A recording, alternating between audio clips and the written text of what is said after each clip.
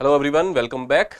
Prelims is around the corner, and since you know that prelims is an important milestone in the journey of civil services examination, so we are coming up with our discussions which are related to most important topics with respect to segments like economy, polity and other specific segments. In this particular class or the episode, we will be talking about the important reports and indices. Now, prelims has this tendency that they will be asking questions directly or indirectly. When I say direct questions, so they can directly take a reference of a particular indices or a report, and they will be asking about the rank or a particular fact or who releases that particular report. Now, when we talk about indirect questions, so what they can do is that they can take a statement, okay, or a trend from that report and might not mention the report, okay. But for us, it is important that we understand what are the trends in the economy, or let's say when we talk about the global peace, or when we talk about the GDP, or when we talk about the development, in all these things, or with respect to the environment, health, etc., we should know what are the trends which are going on, where India stands. All these things are quite important for us in the journey of prelims as well as in the mains, okay. So now in this episode we are discussing the indices and reports. So let's start. My name is Lalit Soni and you are watching Drishti IAS. So let's start with the discussion here. So first report we will be discussing is the Human Development Report 2025. Now Human Development Report is released by a body called United Nations Development Program, UNDP. Now UNDP comes up with development report because we know that when we talk about the economy, there are indicators. Okay, in economy we have indicators like GDP, we have, let's say, balance of payments, we have inflation, we have macroeconomic indicators. But what makes the economic indicators different from the development is that how these are distributed, or you can say how the benefits are being distributed, how holistic development of a person is been happening in a particular country. Okay, now considering that, development report becomes important because it is going beyond the economic numbers, it is going beyond the GDP. Okay, so now let's see. The report emphasizes that humans are the true wealth of nation. Now wealth of nation, when we talk about this important book by Adam Smith. So this book is related to the economy. The name of the book is Wealth of Nations. But now here this report is saying that humans are wealth of nation. Why? Because humans are the social capital. And that is why this particular report, or the development word, basically talks about capability approach, which is given by Amartya Sen. So here this becomes important that we look into the social capital as well. So development report becomes important. Now see, the report emphasizes that the humans are the true wealth of the nation, and the humans are more than just task they are performing. It is not only the task what they are performing, but they have important role to play. Now here the report says that the human and the machines, recently we have seen that there is a technological revolution which has been happening at a very fast pace, and which sometimes makes people insecure that there might be a job loss as well. Now the thing is, report says that the human and the machines, these are not confronting each other but complementing each other. Okay, if you are skilling yourself, then you will not be going out of the market. Okay, so that is what this particular report has says, that with respect to AI also it has talked that AI will be complementing, AI will be increasing the jobs. Okay, so that is what report has said, that human and machines can complement each other. Okay, now here they are saying that how artificial intelligence could reignite the development. They are saying that it will help the development, for which one factor is important, that you have to regulate and you have to understand how to use the AI in the daily operations. Okay, daily whatever day-to-day needs are there. So basically the application part of the AI, okay, which exactly has been talked in the Global AI Summit. Global AI Summit, which recently happened in India. This summit talks about the application part of the artificial intelligence. Okay, now coming to the next point, they this particular report point out that there is a growing inequality between whom? Those countries which are having high you can say human development index. See, a country which is having the high HDI and a country which is having the low HDI. Earlier, 5 years back, what was the trend was this gap between the high and the low HDI index, that was reducing before 5 years, but in the last 4 consecutive years which we have seen that this gap is increasing now. And why? Because of the technological revolution. Because these countries which are having high HDI index, they are having more spending on the R&D, and technological advancements are more over there, and because of which there is a gap which has been increasing. So that that is one another you can say observation which has been made by the HDI index. Now, for the fourth consecutive year, this gap is widening, which has been noted. India has shown a steady improvement in the HDI ranking, securing 130th position. So, you can say, now moving to the next part where we will be talking about the HDI index itself. Okay. Now, when we talk about the HDI, it is a composite index. Now, what it looks into is that they will be looking into the life expectancy at the birth. That is the health parameter, you can say. Okay, how health services are better in a country or not, that will be seen with respect to the life expectancy at birth. Okay, then expected years of schooling. This is the second parameter which is related to the education. Now, when we talk about health and education, these are part of creating your social capital. Now, such words you can use in your mains answer writing, but for prelims also it is important that social capital includes health, education, or any kind of capacity, skills, etc. These are part of your social capital. Now, coming to the next one, that is the mean years of the schooling. Now, here expected years and the mean years that will be calculated with respect to the education related parameters. Then gross national income, that is the economic parameter. Okay. So, on the basis of these things, they will be calculating the index. Here you can see the 4 indicators that HDI uses are directly linked to the sustainable development goals. We know that there are 17 SDGs, okay, and here these all parameters are linked to them. Okay, life expectancy is related to the SDG 3, which is talking about the health and well-being. Then expected years of schooling, that is SDG 4, that is related to your education. Mean years is also related to SDG 4, that is 4.4 education. Coming to the next one, that is gross national income per capita, corresponds to the SDG 8.5, decent work and the economic growth. So this is about the HDI. So what are the key you can say observations? One, that humans are the true wealth of nation. Second, human and machines are complementing each other. AI will reignite the development, and there is a inequality which is now increasing. 5 years before, we can say that that gap was reducing, but now it is increasing because of the fast paced technological development and in the countries which are already having the high HDI. Okay. Now we can move to the next one, that is global gender gap report. Now, when we talk about the gender gap, we will understand the concept first, like how this report or the methodology works here. So here you can see, let's say this report is basically having the you can say parameter, that is 0 to 100. Okay. Now, when we talk about 0, that is the you can say gender unequal society, that is complete inequality is there. Okay. Now, let's say if there is a man and a woman, they are basically doing the same kind of job, but there will be inequality in their pay. Okay. Now, this inequality, that one aspect I have told you, when we talk about the gender inequality, that can be social, that can be economic, that can be political. Okay. So all aspects are there. Now, coming to the next part, that is 100, that is the you can say equal societies. Okay. Gender equality is achieved here. Now, this report is basically saying that we are at 68.8%. For 148 countries, they will be evaluating this particular aspect. Now, they are saying that we are at 68.8%. That means that from 0 to 100, we are somewhere around here, that is 68.8%. Now, there is another 31.2% to go to reach to 100 mark. Okay. And they are saying that for this particular gap to reduce to you can say 123 years are required. Okay. So, let's see.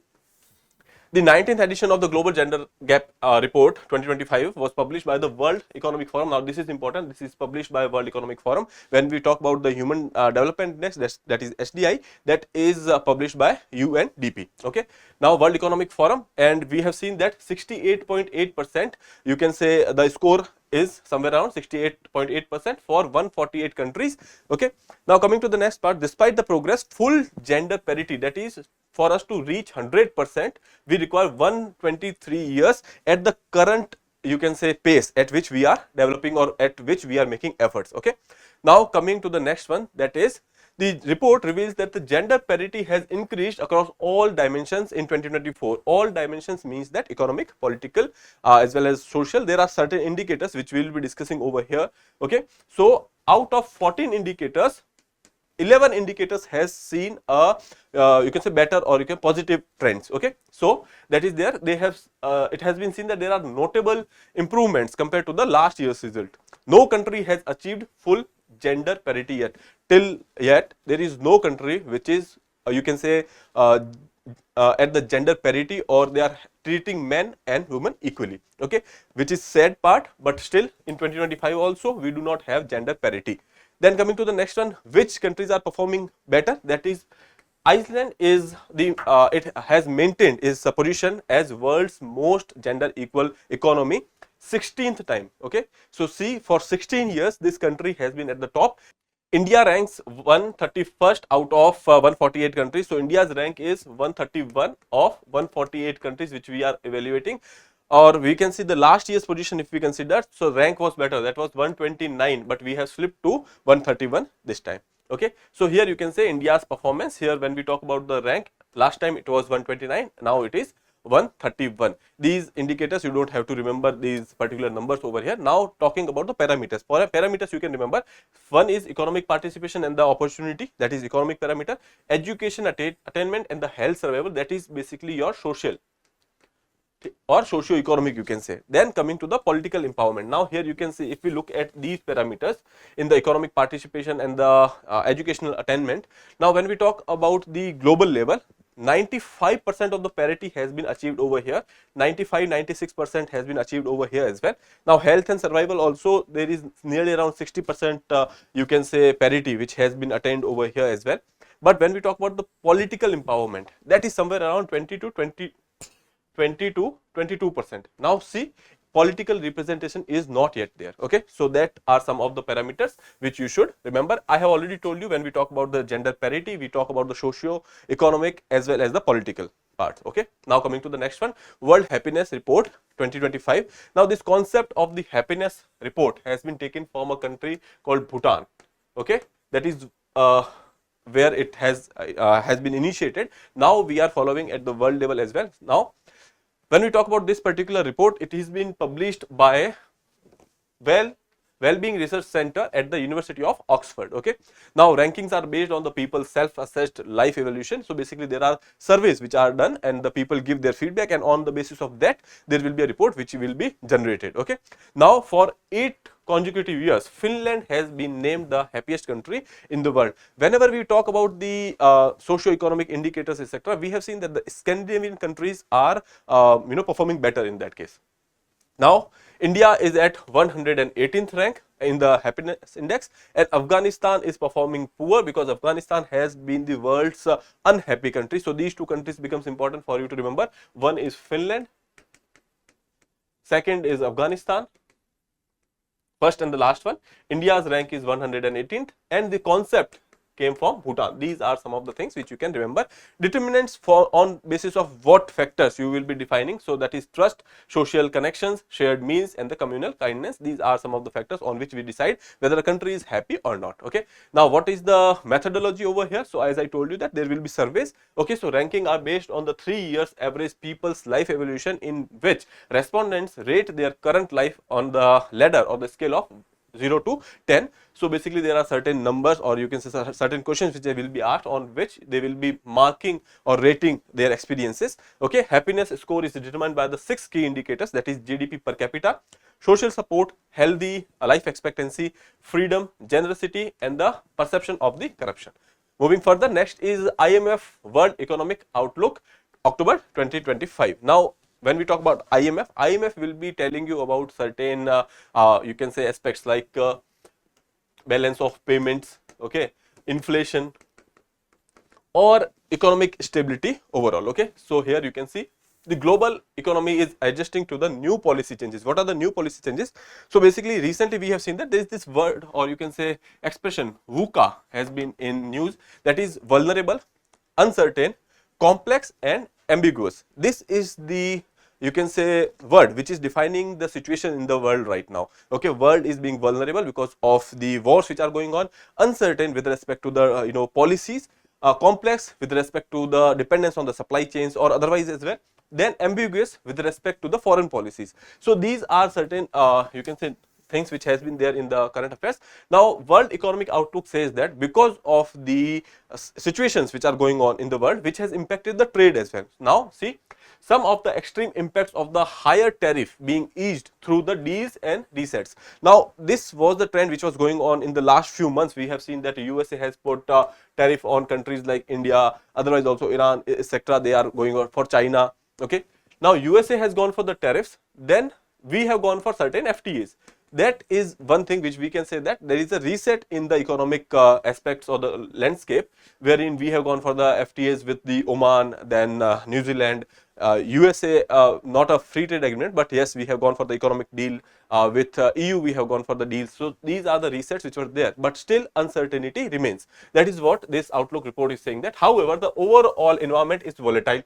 That is what we were saying. Coming to the next one, the global growth projections. Now this outlook report says that the global GDP will be, growth will be somewhere around 3.1% or something, and in the developed countries that will be even lower. But in the emerging markets there will be higher, the growth will be higher, and India will be still going at the fastest pace. Okay, so that is that the global economy is adjusting, which we have already seen. Now let's see some of the trends which has been discussed. The growth is expected to follow 3.3% in 2024 and 3.1% in 2026. So that is their advanced economies growing around 1.5%, and the emerging markets will be growing at 4%. See, so in 2026 world will be growing at the pace of 3.1%. Then when we talk about the developed economies, so they will be growing around 1.5%, and the emerging economies, they will be growing at the rate of 4%. Okay, India will still be going at the fastest rate, that is somewhere around 6.8 to 7% around. Inflation is projected to decline globally. That is a global trend which we will be seeing. However, USA might face increase in the inflation. Risks are tilted to the downward side with the prolonged uncertainty, increased protectionism, and the supply shocks in the labor market. Now, so basically because of the immigration rules, etc., there will be shock in the labor market. That is one thing. Second thing is that when we talk about the developed countries, these developed countries will be facing a labor shortage because their, you can say, population is aging. Okay, so that is another factor because of which there will be less growth. Other than that, we already have the uncertainties because of the war, we have the protectionism because of the policies. Okay, so these are certain things which has been anticipated by the World Economic Outlook, which is published by IMF. Okay, then coming to the next one, Fiscal Health Index. Niti Aayog in India, they comes up with the this particular report, that is Fiscal Health Index. When we talk about the fiscal health, there are two terms which is quite prominent. One is the fiscal consolidation, second is fiscal prudence. Okay, so go ahead and go through these two terms. What is the difference between these two terms? Now coming to the next part over here, the report covers 18 major states and they will be talking about the fiscal health of the states. Now recently, even in economic survey, it has been seen that the states are facing some kind of fiscal burden. Why? Because they are going for, you can say, transfer payments.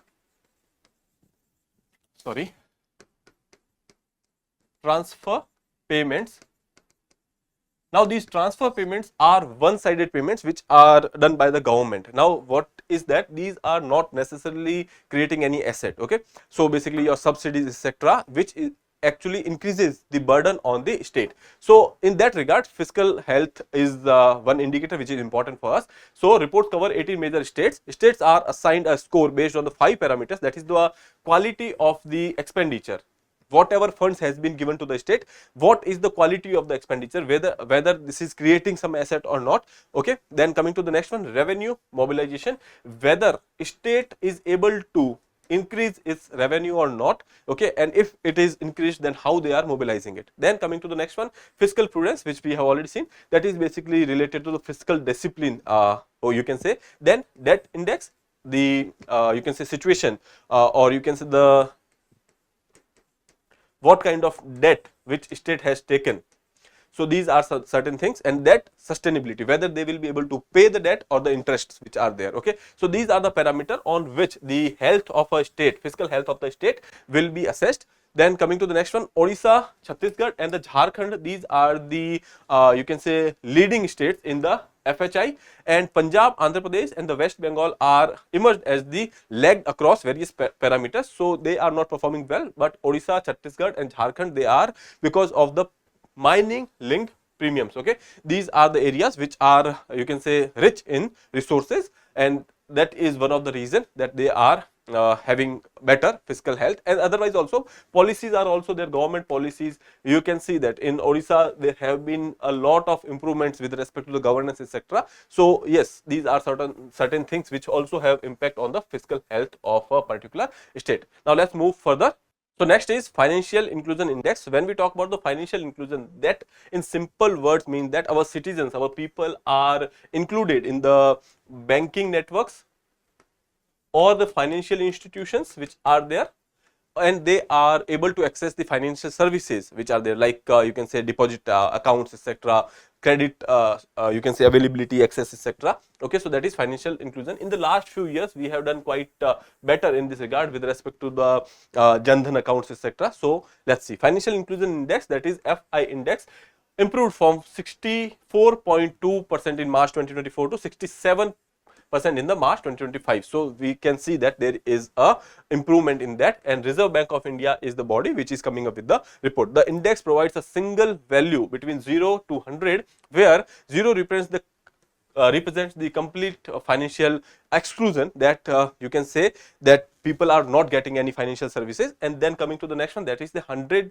represents the full financial you can say inclusion. Similar concept which we have seen in the gender parity index as well. Now coming to the next one, it consists of 3 broad parameters: access, uses and the quality. First is access, whether a person can access to a financial institution, can get access to a financial institution or a bank, whether in a village banks are there or not. So that is one thing, that is your access related part. Second is uses, if they are having access to the bank, are they using it? Let's say a person has the account in the bank, but they are going for the transaction or not. Okay.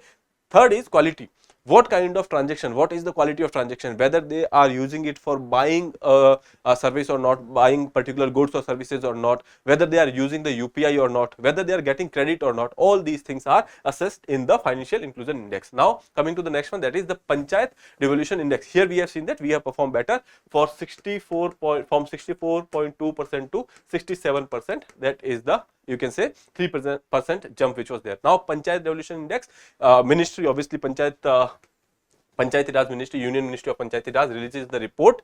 Okay, now based on a study, now they are not going for the survey, there is a study which is being done by the Indian Institute of Public Administration, IIPA, and on the basis of this studies they will be releasing the index. Okay, now they have studied 172 panchayats across 68 districts in India. So basically it is based on the sample survey. Okay, now they will be accessing the performance based on the frameworks, policy frameworks, then functions, finances, functionaries, capacity building and accountability. Now when we talk about the frameworks, this is basically the policy, how they are working over there, what kind of schemes they are basically providing. Then functions, these are the functions which has been devolved to the Panchayati Raj institution or the PRI institutions. You know that 73rd constitutional amendment is important aspect of our polity, so you can go through that as well.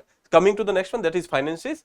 There are certain you can say avenues from where they can actually increase their own revenue, they can get a revenue. Okay, so that is there. Then whether they are able to utilize that you can say arena. Coming to the next one, functionaries, that is the you can say human resource which are employed in that, how they are using that. Coming to the next one, capacity building, that is related to the training and skilling of these human resources as well as the local people over there. Then accountability, that is important part of your governance. Okay, accountability, responsibility, transparency. So these are certain things on which they will be assessed. Now coming to the next one, the index scales states on the range from 0 to 100, that is the same thing.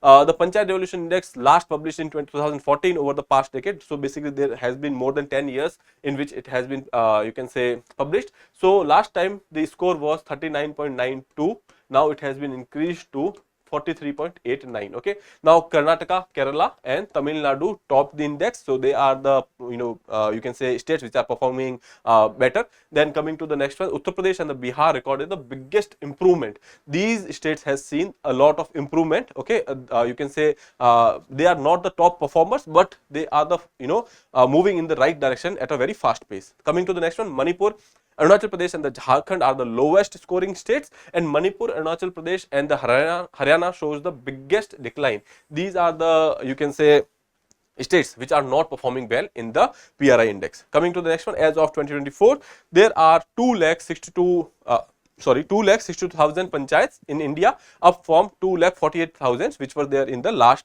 survey which was done. Okay, coming to the next one, World Inequality Report 2026. World Inequality Report 2026 is the third report in the series. Okay, earlier editions were there in 2018 and 2022. This can very well be asked in the examination as a statement. Okay, now the report is based on the work of over 200 scholars, and this is affiliated with the World Inequality Lab. Okay, according to the report, income inequality in India remains among the highest, not highest in the world, but among the highest. Okay, now see, the top 10% earners capture 58% of the income. You can see the top 10% of the people are basically earning 58% of the income. Okay, now when we talk about the bottom 50%, they are basically only acquiring 15% of the national income. Okay, so that is how we can say that there is a inequality which is prevalent. Okay, now coming to the world or the wealth related aspects. So when we talk about the wealth inequality, now what is the difference between the income and the wealth? Now when we talk about the income, income is basically your yearly earnings or the regular earnings which are there. Okay, so that is your income. Now when we talk about the wealth, that is accumulated assets, asset that can be a property, that can be land, etc. Then stocks can be another thing. Okay, so these are some things which are basically, or you can say these are the long term concentration of the assets, that is assets, stocks or land holdings, etc. Okay, income is one which is coming on the yearly basis. So basically in the income we have seen that the top 10% are having the 58% of the national income, bottom 50% are having only access to 15% of the income. Now in the case of wealth, we can see that the top or the richest 10% is holding nearly around 65% of the total wealth. Now that is cause of concern.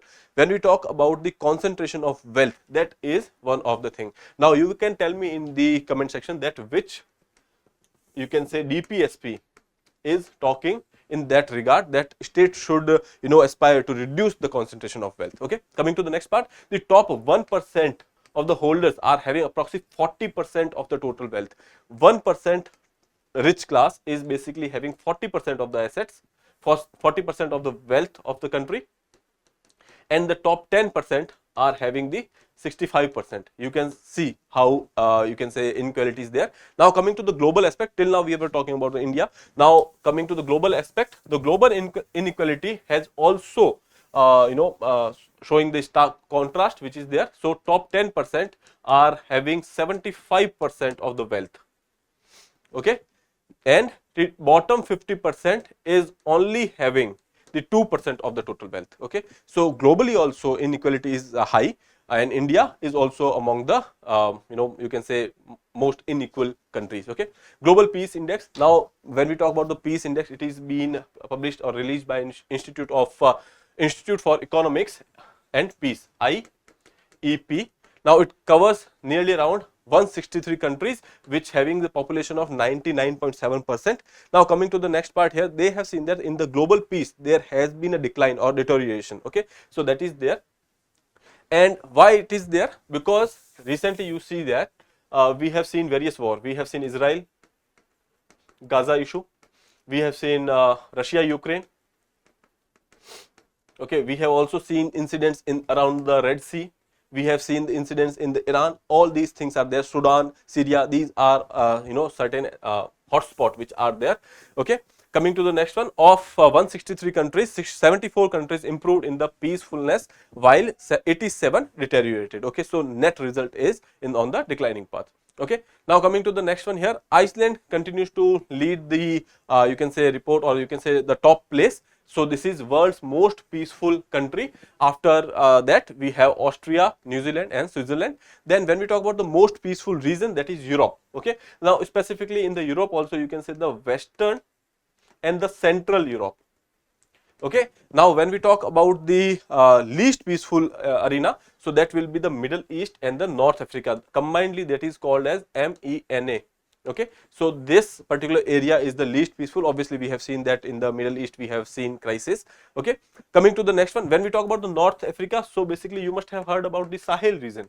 Now Sahel region is the most, you can say, volatile in the African continent. Okay, so that is about it. India ranks 115th in the global peaceful global peace index. Now when we talk about the GPI score, that is 2.299, which you don't have to remember, but you can say that there is a 0.58% improvement in India with respect to the global peace report.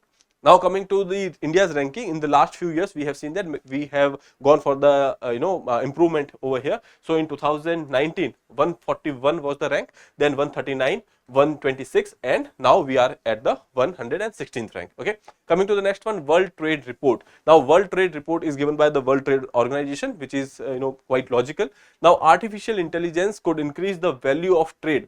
WTO is saying AI will increase the trade by what quantum? That is 40% by 2040. So this is quite easy for you to remember, 40% by 2040. Okay, now one concern they have shown that without proper policies with respect to the AI could also worsen the economic dividends, okay, or economic divides which are there, which we have already seen that the countries which are having the high HDI, they are spending more on the R&D and they are having more advancement in the technology. Similarly, when we talk about the AI, if the proper policies are not there, again we will be facing a gap over here. Lower trade cost and the enhanced productivity, they are saying that the trade will increase because there will be lower cost of the trade.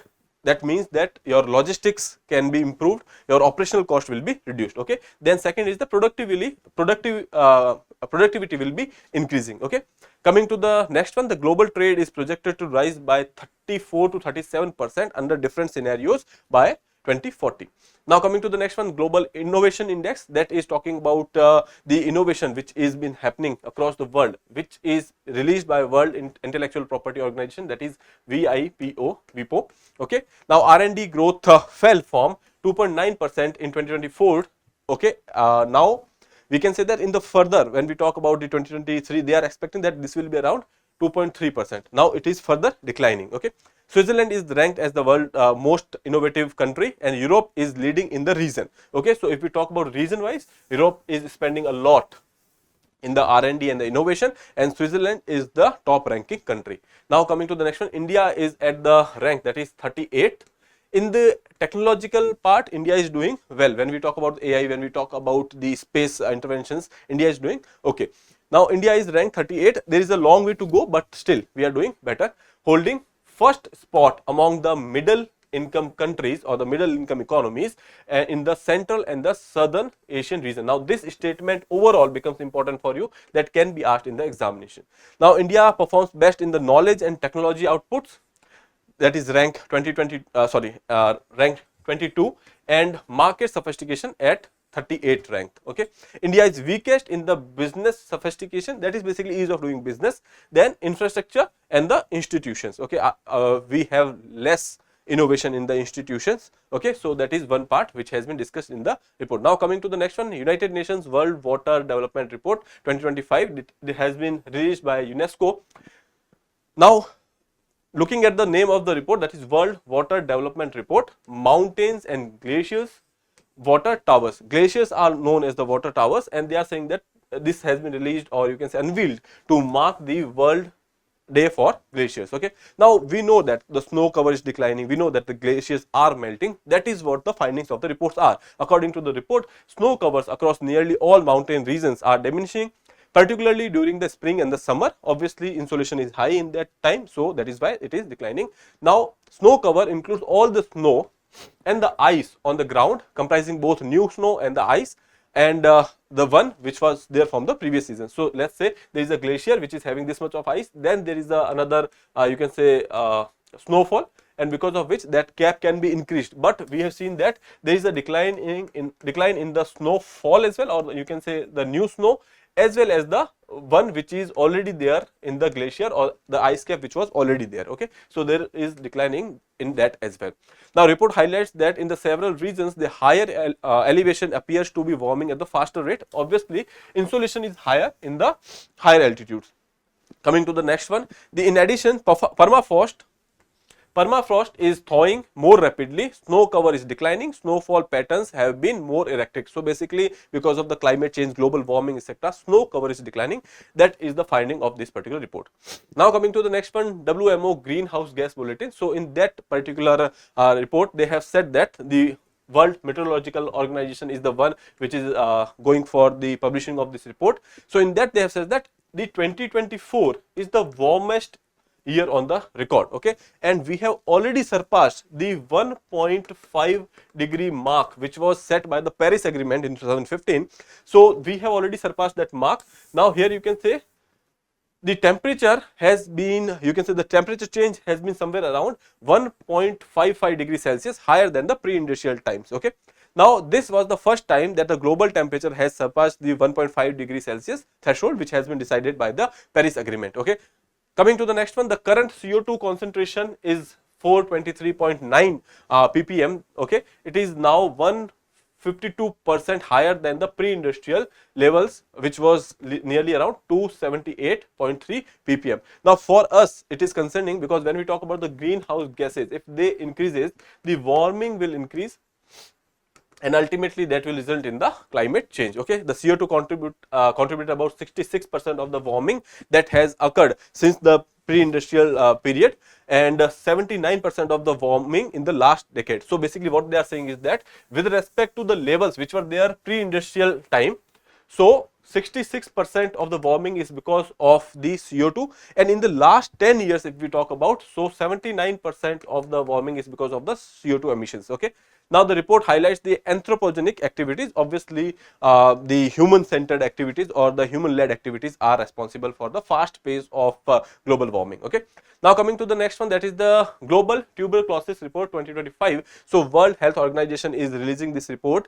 Okay, and they have actually they have come up with the challenges and the which are there in the elimination of the tuberculosis, or what is the progress in that regard. So they have talked about that 21% reduction in the new TB cases. When we talk about the diagnosis part, so 21% reduction is there in the new cases which are arising in India. And when we talk about the death, TB related deaths, so there is 28% decline which has been seen. However, when we talk about our target, we had a target, that is the end TB milestone, which was there by the 2025 we were supposed to end TB, but with respect to that target we are performing less, because target was somewhere around 50% reduction in the TB incidences in the new cases and 75% reduction in the TB deaths. Okay, so we are somewhere around 21 and 28%, so we are far behind our targets. Okay, now it is caused by the bacteria called Mycobacterium tuberculosis, which is quite normal. It is part of your GS, you should be knowing about that. And then it is a disease which is transmission is because of the airborne elements that can be there. So cough, sneezes or the speaks, they releases the bacteria into the air, and when you inhale them, so that can be one way of transmission. Okay, so in today's episode we will be discussing these reports only. Now for the practice, there is this question which is there, so you can go through this question and answer in the comment box. For your ease, I can read the question over here. Consider the following statement about the Fiscal Health Index FHI report. The FHI report launched by RBI ranks states based on their fiscal health. The 5 parameters for evaluating the fiscal health includes quality of expenditure, fiscal prudence, revenue mobilization, debt index and the debt sustainability. Which of the given statements are correct? You have to choose the correct statements and mark your answer. You can tell me in the comment box. So with that, I'll be taking your leave. I'll see you in the next episode. We will be discussing some of the more aspects which are important with respect to prelims. So study well and be healthy. Thank you. For more informative content, like, share and subscribe, and do not forget to press the bell icon to get the notifications.